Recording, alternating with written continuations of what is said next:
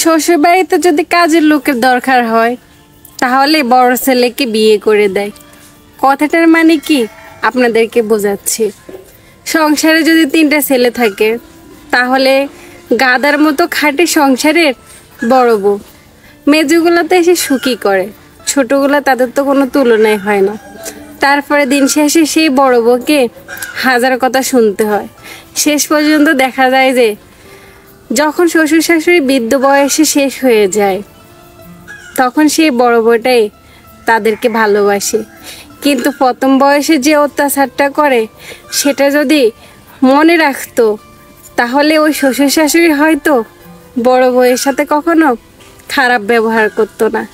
আর যেসব সংসারে ননদের বেশি চালাকি সেসব সংসারে ভাইয়ে বউয়ের ডিভোর্স হয় তাড়াতাড়ি। কথাটা তিতা হলেও এটাই সত্য। হাজারো মেয়ে এটা শিকার হয়ে আসছে। বিয়ে না হলে জানতে পারতাম না আমার শাশুড়ি মা আমার জামাইকে কত কষ্ট করে মানুষ করছে। আর এদিকে আমার মা মনে হয় যেন অনলাইন থেকে অর্ডার করছে।